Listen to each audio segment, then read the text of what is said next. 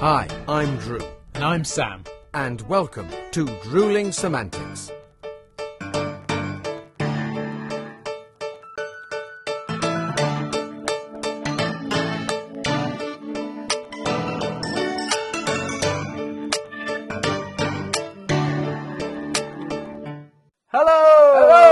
Hello and welcome to Drewling Samantics, which for the second time this season is coming to you from my flat. Yes, we're back here. We're back.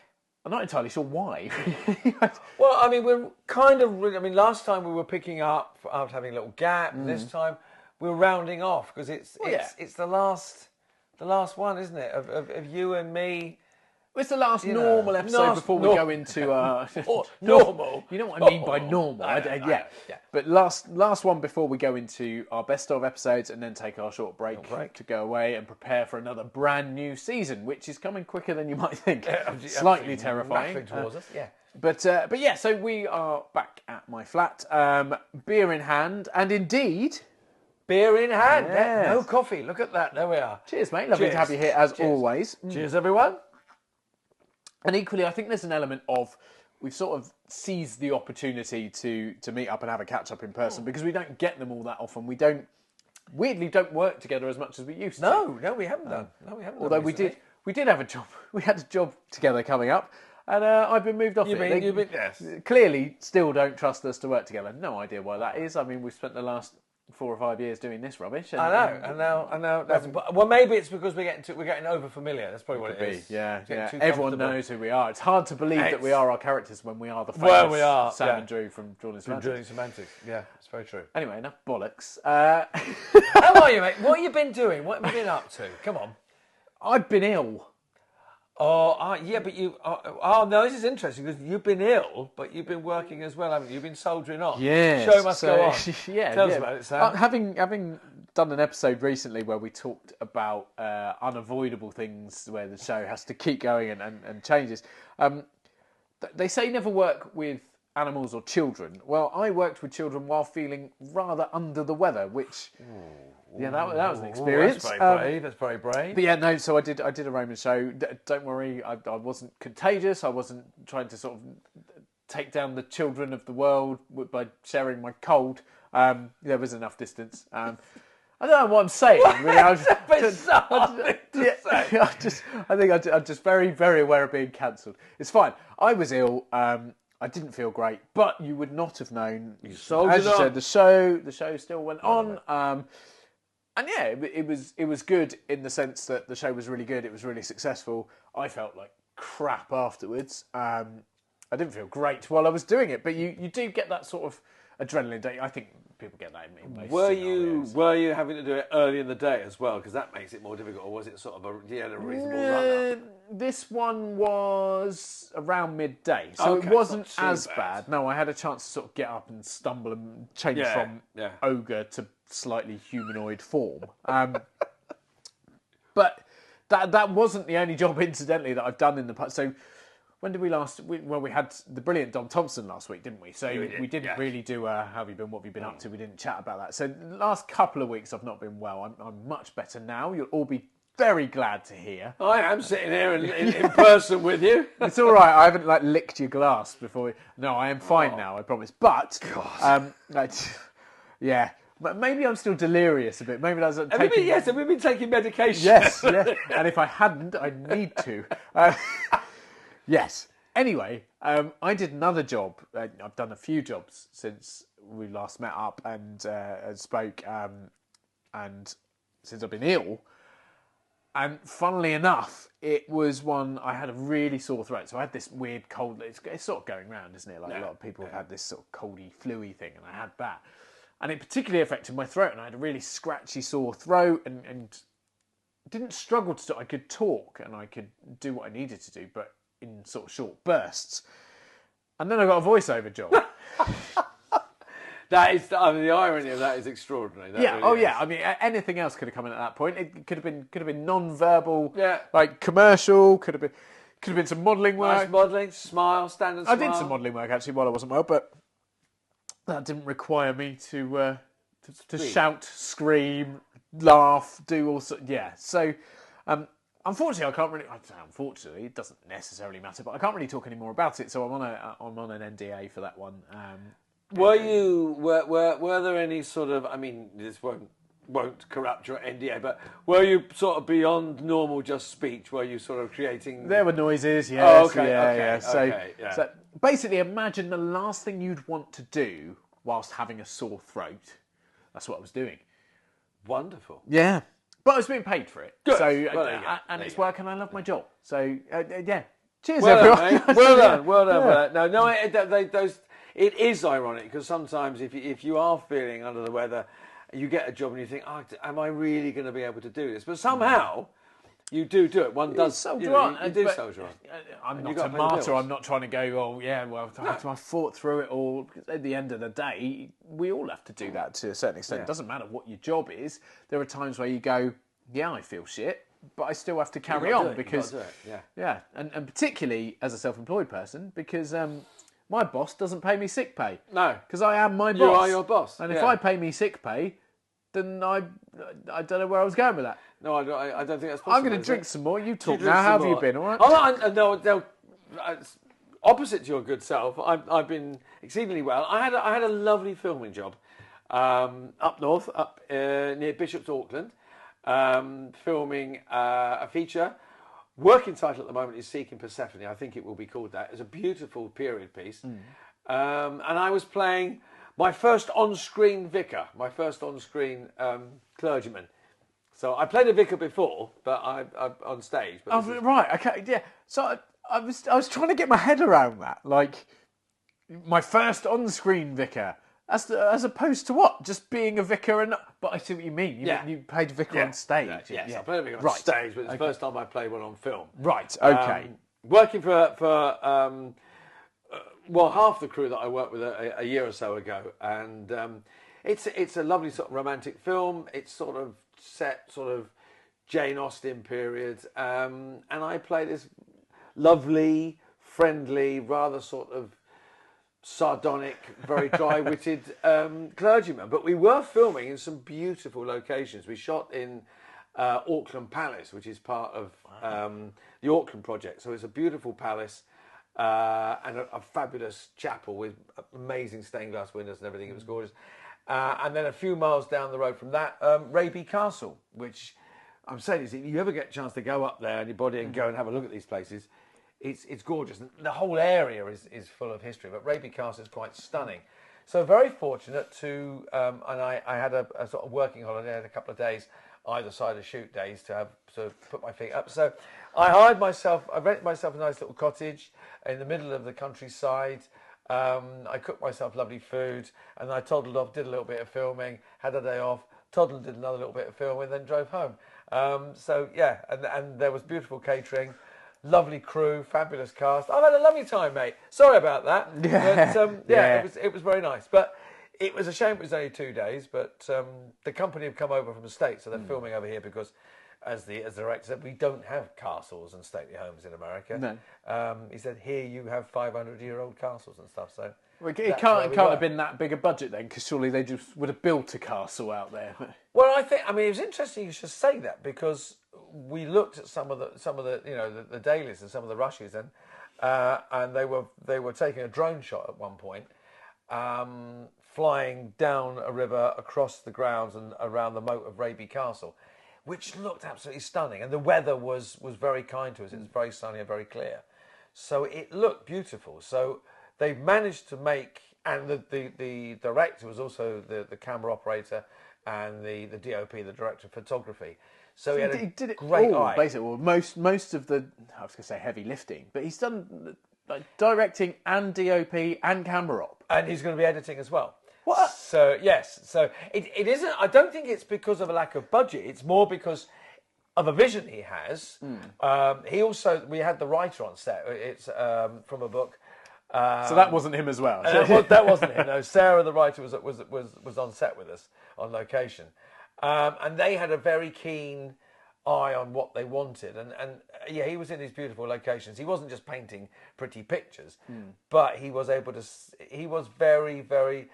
We'd have a camera rehearsal, we'd have a blocking rehearsal, and then we'd shoot, and so he knew and also to use the best of these beautiful locations, because we were standing in front of these enormous stained glass windows, using natural light and then throwing in some light where we could. But he was very, very clever. We just looked at stuff at the end of the day and went, that looks amazing. And it wasn't a huge budget. They flew over a crew of around about 8 to 10 with a couple of American actors who were the leads. Yeah. And the rest was a British cast.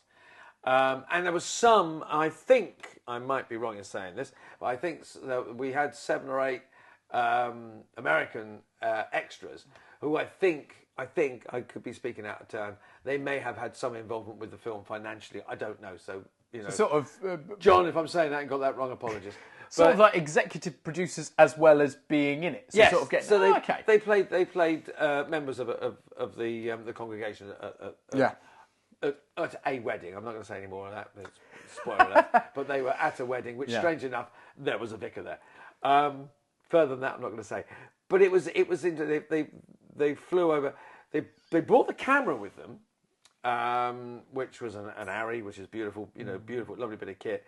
Everything else they hired here. Right. But I looked at it and looked at the pictures and how it was looking, and thinking, for this budget, and there's a number of people, the costumes were gorgeous.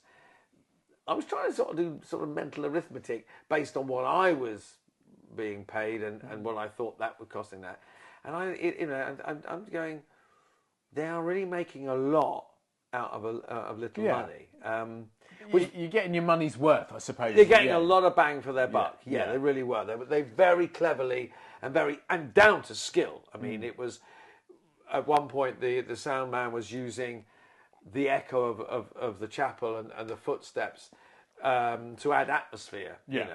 And so we had we had a wild shot as it's known, where you just record the sound or the sights. In this case, a soundtrack of just feet. And he said, we can cut this in because there was a natural echo of the chapel. So sort of in the background as well to show things are going on. So he said, we don't necessarily need to see the congregation here, we will just hear that, and then we can cut to that. So they were real sort of, as they call it, guerrilla shooting. They were thinking on their feet, going, let's shoot that, let's get that. To make the most of A, the location, and B, the fact that, they were working on not a huge budget. Yeah. Do you know, it's funny. We obviously had a discussion before starting filming about things we wanted to talk about. And there was a particular subject, and we've led into it so beautifully in 2 ways.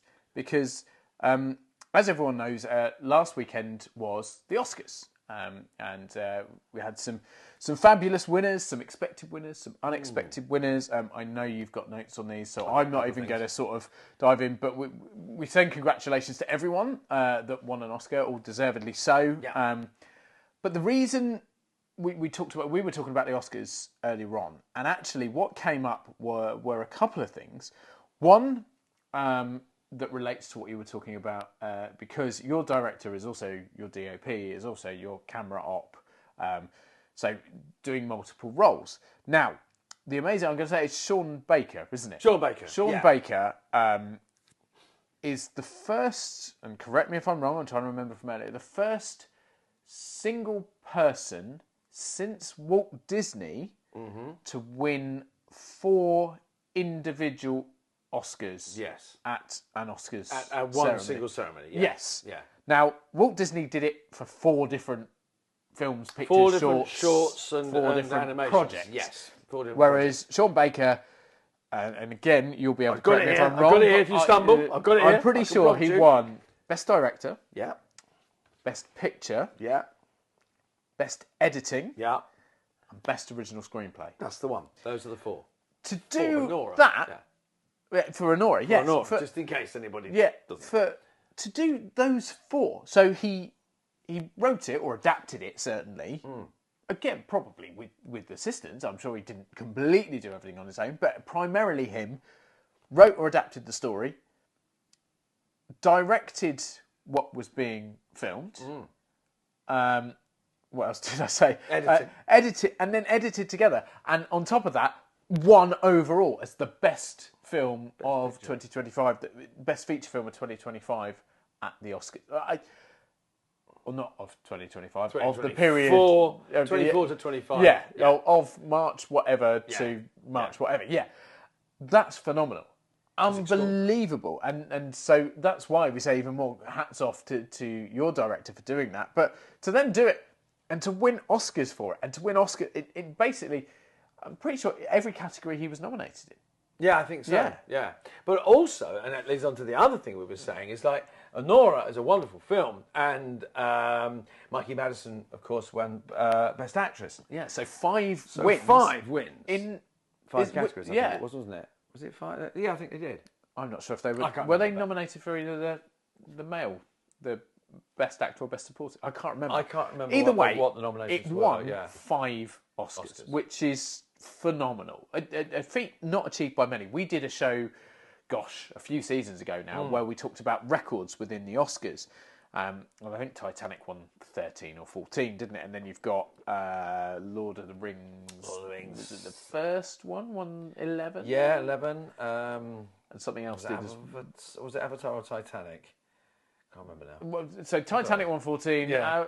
I think Avatar was up there. But either way, there are a few films that have won big numbers. I think possibly Avengers Endgame. Avengers Endgame, yes. Won maybe 7 or 8 or something like that. But to win 5 is massive. When you take into account something else we've just been talking about, the budget. The achievement suddenly grows immense. Because it was made, and again, correct me if I'm wrong, $6 million? $6 million. $6 million was the budget, million. which is a huge sum of money. However, when you compare it to some of the other stats that Drew's going to give you, because Drew's done lots of research on this, it makes you realise just what an achievement this was. So I shall hand over to my colleague. I've got my little notes got a here, notebook. notes and figures. I looked at others because I was interested by it. You say 6 million, and it's Honora so far has grossed 16 million. That's domestically, so there's not a huge sum of money.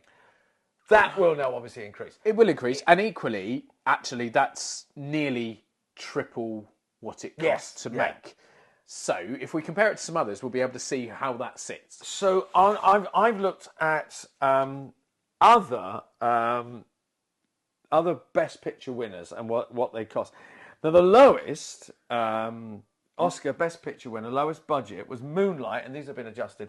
That was made in 2017 for 1.5 million. Is that what it was? 1.5 million.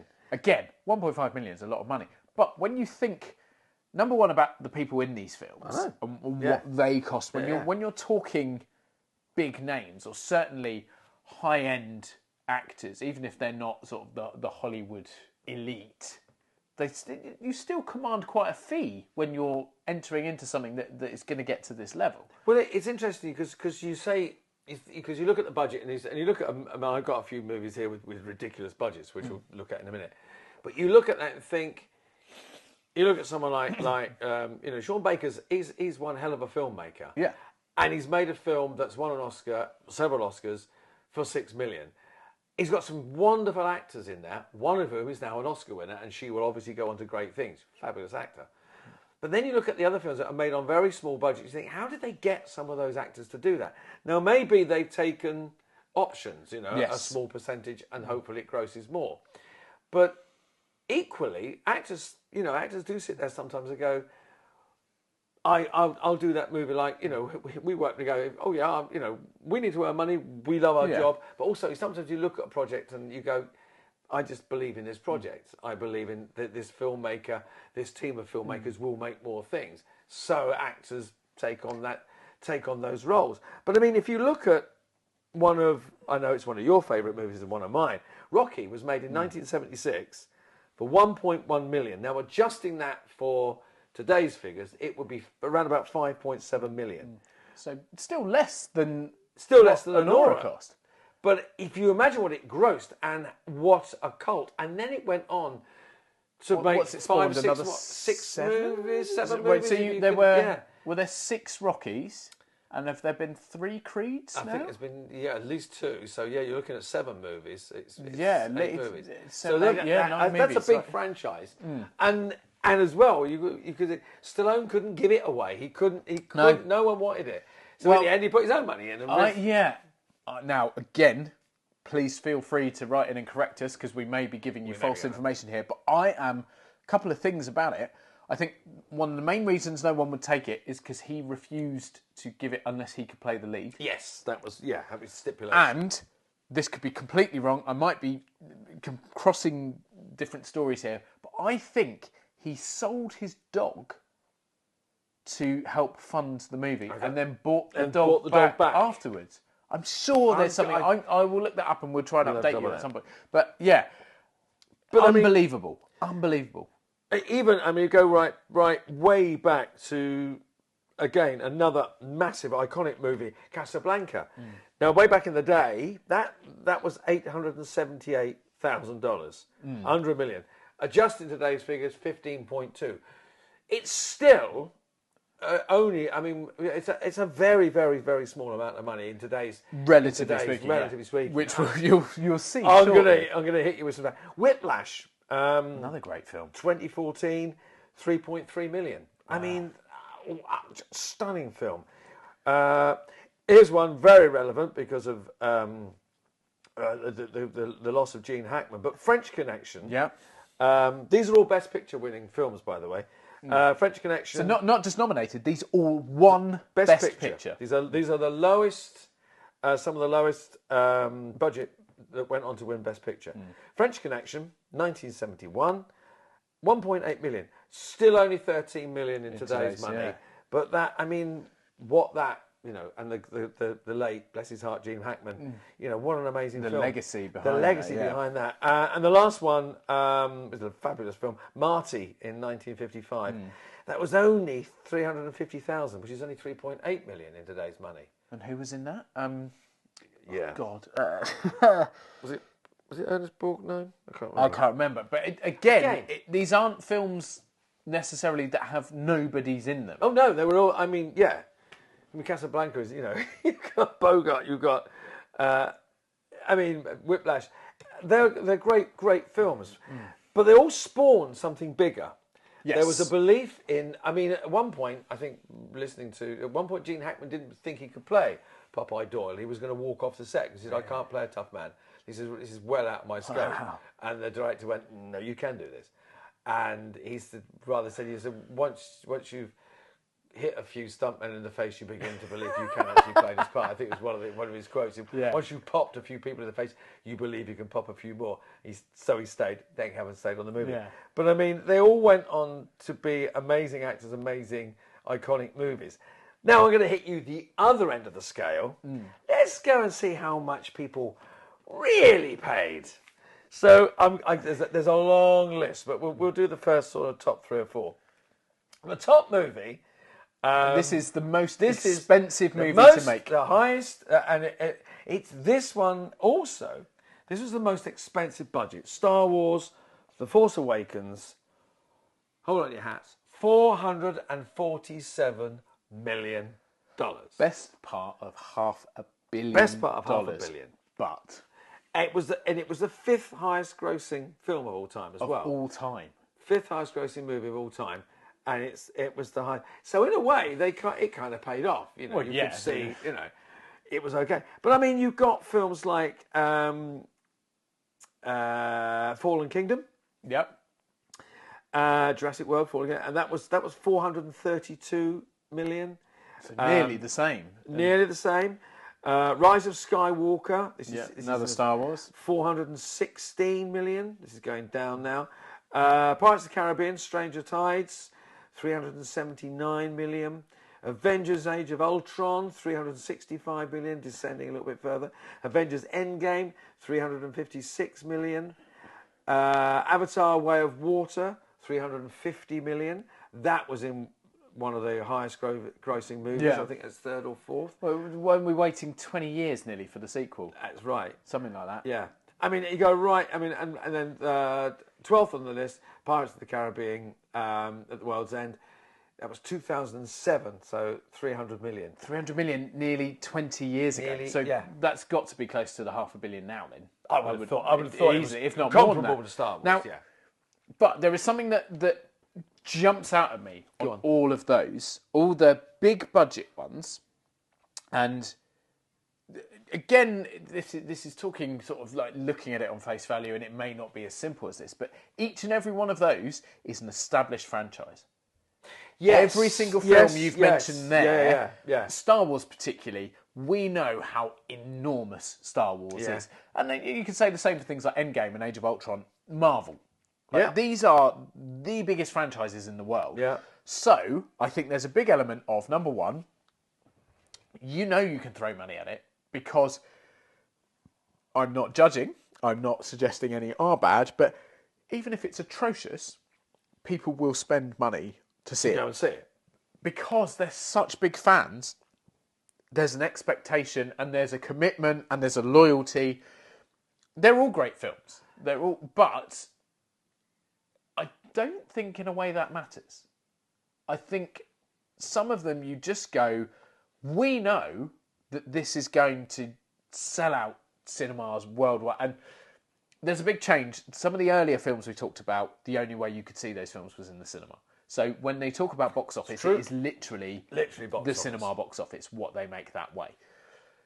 Then when you look at some of the more modern ones, you've got things like downloads and streams and blah, blah, blah, blah, blah. So it's a very different sort of game. And I think maybe that's why a lot of them are making big money now, because it's easier to spend the money on them.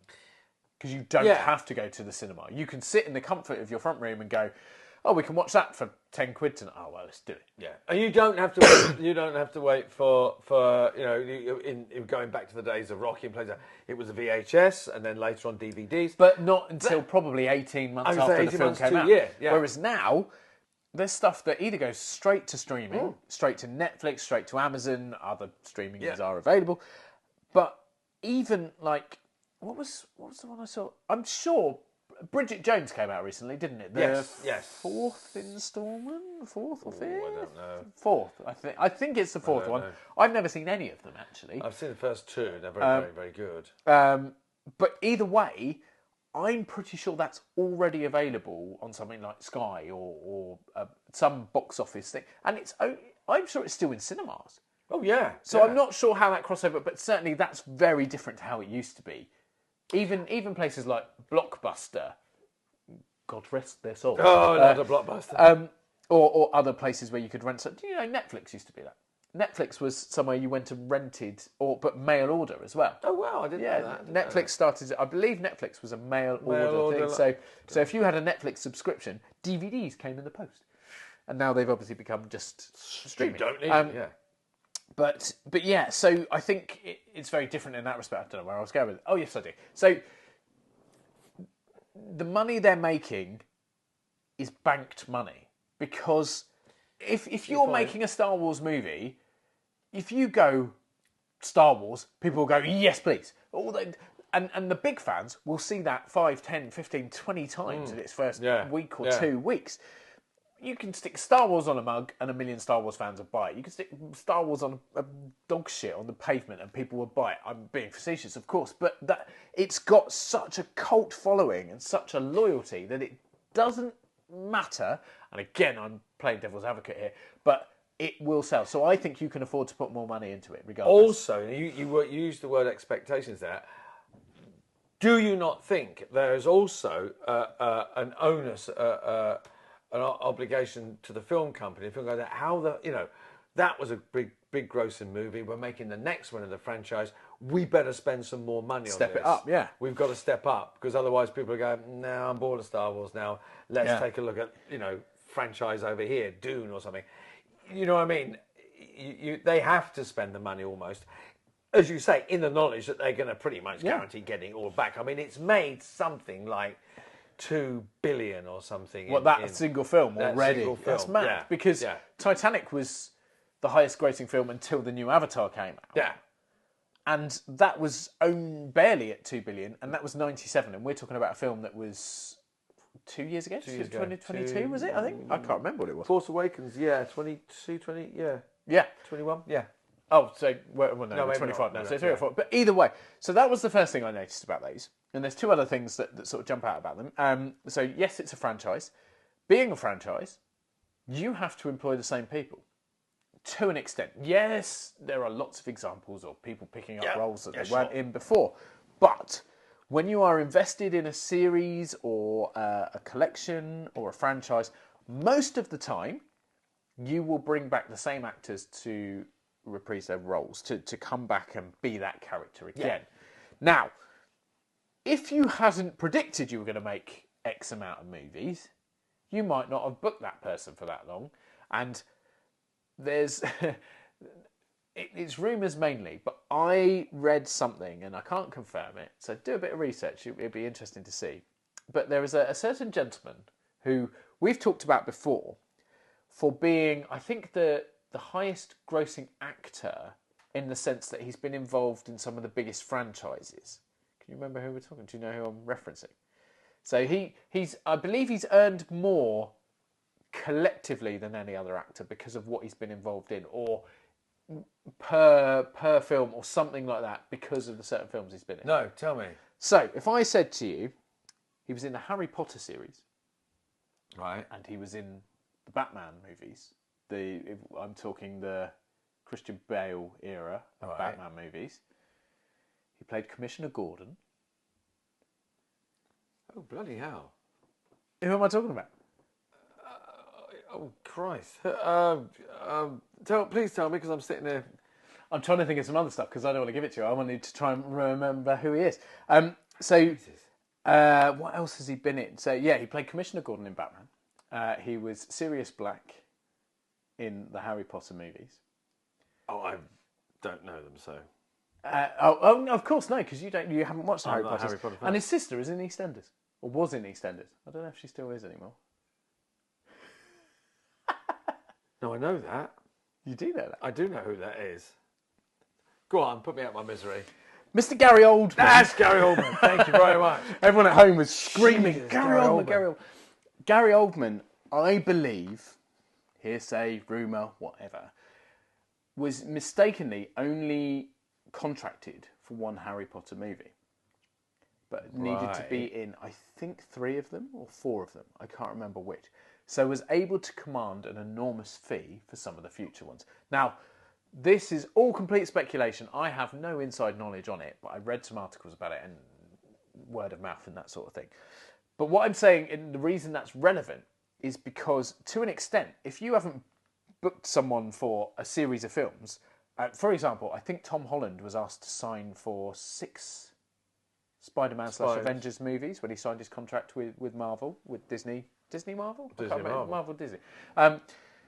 So he was sort of scheduled in and will have agreed a fee and whatever. There'll be some sort of flexibility in certain ways and certain things for it and requirements. But they know they've got him for that. He's committed to that. If you don't commit someone to it and then you need them back, how badly do you need me? Yeah, negotiation time. Yeah. But regardless of whether you've pre-booked them, whether you've got an agreement in place, whether you haven't, if you've got someone super successful and you need them in other films, you have to pay the price for them. So, to bring people back, you probably have to pay a bigger fee. There's inflation involved. So every time you do a sequel, if you need someone, if you go, we'd never planned on doing Jurassic Park 7 or whatever we're on, the new series. But we need this character, this character, this character, because they've got to be in it to keep the story going. We've got to bring them back. And they go, well, it's going to cost you. It's going to cost you. So all these films, or most of these films, have repeat appearances, which won't be cheap. They have big franchise followings, so they can afford to put more money into it because they've got a bit more of a guarantee. There's less of a gamble. And this is another one that maybe not, but yeah, each and every one of the films you've mentioned has some kind of enormous expense attached to creating it. Pirates of the Caribbean, to create ships and stuff, yeah, you don't have to be out on the ocean, but they actually did some scenes out there. And a lot of the stuff they used will have cost a huge amount to create, recreate, to make. Anything space-based, it's super CGI heavy. Well, that's not a cheap thing. You've only got to sit at the end of those movies and watch the credits and watch the thousands of people that work on those films. I mean, they're all doing. I mean, movies are cutthroat. You're not there unless you're needed. You know, if someone can do your job, you're out. There's no. I mean, there is a lot of ridiculous expense. But you look at the people that are working on the CGI, the artists, the screen, all those people, all the post production. They're massive, long lists of people. Yeah. They've all got to be paid. Takes a big team. Takes a really big team. Exactly. I mean, do you know how expensive it is to hire a dinosaur? Right? Because Jurassic Park and what? So it's just like, do you know how expensive it is to hire a dinosaur? I'm now being ridiculous, of course. No, but again, CGI on that. Yeah. And you didn't mention it, but I'm pretty sure it must be up there. Top Gun Maverick. Yes. That is a hugely expensive movie to make. I think, in part, down to the fact they needed proper jets. I think it's fifth or sixth on the highest grossing list as well. So, but again, look, when was the original Top Gun? 80 something? Oh, waited nearly 30 years or more for it. I think it's close to 40 years. The gap could well be. Maybe not quite that much. Somewhere between 30 and 40 years, the gap between the two movies. So people will have grown up and will have watched that through the years, and the thought of we can watch that again. You're never guaranteeing anything in film. There is never a guarantee. But there are certainly ways that you can play the game and go, we've got a foot in the door, we've got a leg up, whatever way you want to phrase it. There are ways where you can go, there's a bit more of a guarantee. Yeah. So I think that comes into play for a lot of those. What we haven't looked at necessarily is what they take back in compared to what they spent. And I would say we were looking, obviously, at Anora taking roughly 3 times its budget thus far.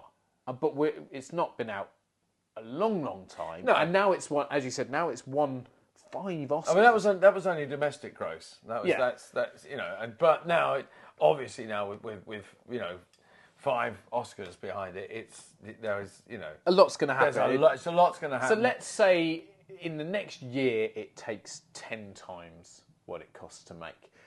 I would say that probably not a lot of those that we've just referenced are up at those sorts of figures. Not at those levels. So if it's cost 400 million and we're talking the highest grossing ever are between sort of 1.5 and 2 billion, give or take. Yeah, there's a few a little bit above, a few a little bit below. They're not at 10 times. No, figures. it's not. No, they're at 3s, 4s, 5s. So yes, you're making a huge profit on them, but that's almost a predictable profit, and you know you're going to do that. Something like Anora, they're going, we're willing to put this much into it because we think it's worth it, we think it's a good movie, but they cannot have banked on...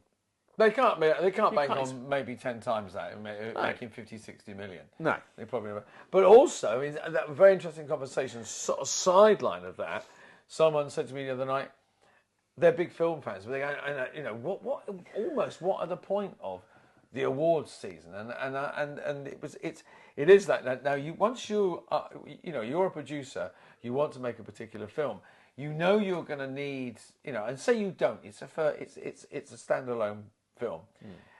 You've got a reasonable budget for it, but you want budget, you want distribution. If you know you could put an Oscar-winning director or a leading actor or 2 leading actors or somebody in there that's won Oscars, that then makes that film far more bankable and far more investable. So if you're sitting there looking for investors and you go, oh well, we've got Sean Baker directing, and we've got Kieran Culkin, who won Best Supporting Actor for A Real Pain in the Oscars. We've got Kieran Culkin in it as well. People are going to go, whoa, that's great, fine, I think that extends beyond though, doesn't it? Like, if you really, and we've talked about this before as well, if you really like a certain actor and a new film comes out, it doesn't matter if you're invested in the film, you want to see that actor. So again, these films we're talking about with huge budgets, because you've had to pay massive, the likes of Will Smith and Robert Downey Jr.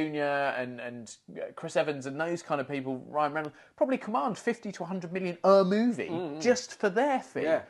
Huge sums of money. Massive sums of money.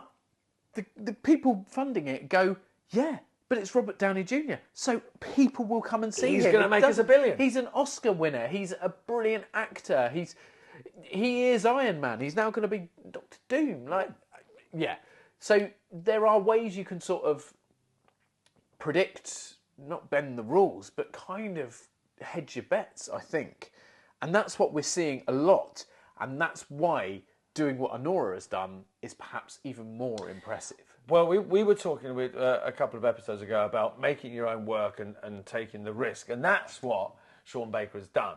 He's taken a risk. He's spent a reasonable amount of money, but not a lot, as we found out in Hollywood terms. Not his money, just to add, like, people have taken the risk on his behalf as well. But that movie has spent a lot of money, or spent about, and that was a risk, and the risk has paid off.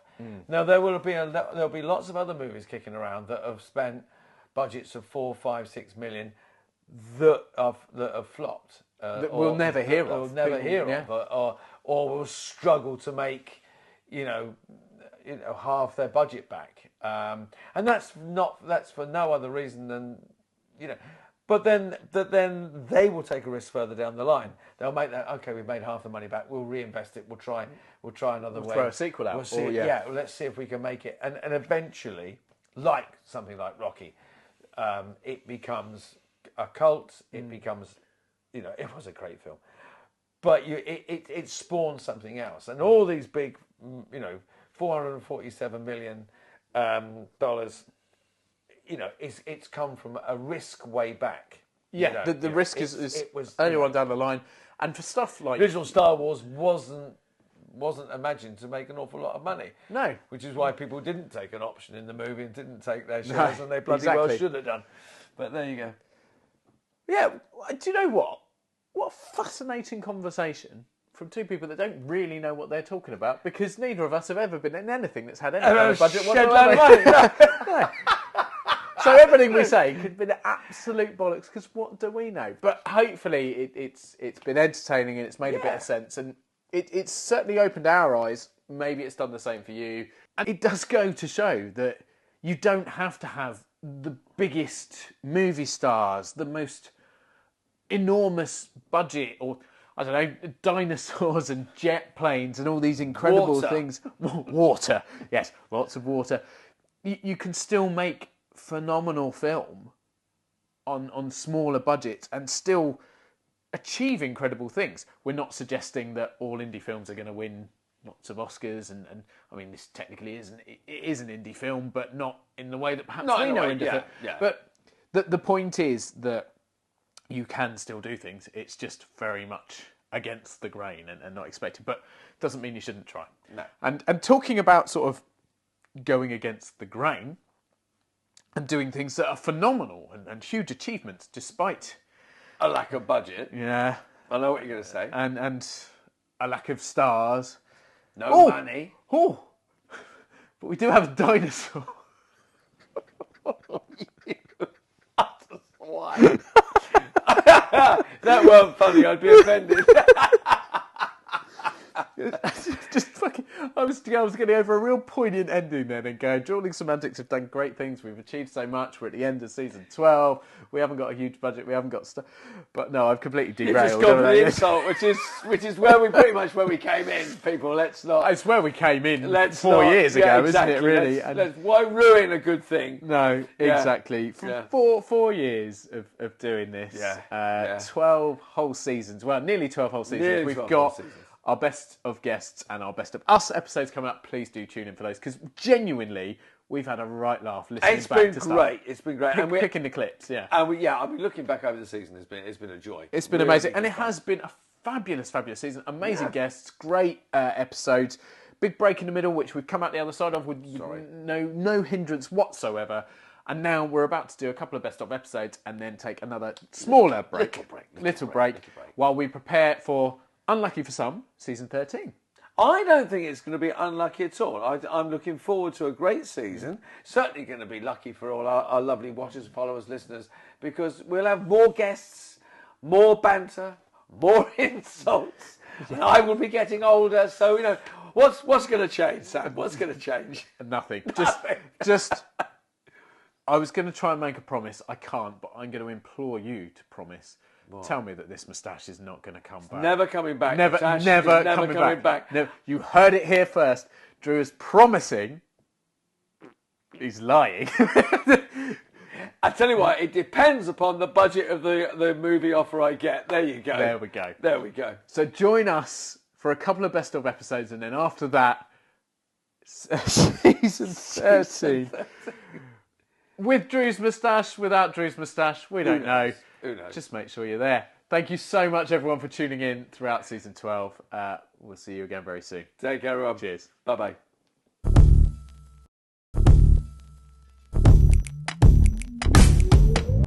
Thanks again for watching this episode of Drewling Samantics. Please make sure you subscribe to our channel and turn on notifications so you never miss a new video. Don't forget, we're also available as audio only. Just search Drewling Samantics in any good podcast app. And please support us on social media. All our links and handles are on screen now. We love welcoming new followers and subscribers, so why not share with your family and friends so they can join in too? Thanks very much. See you next time.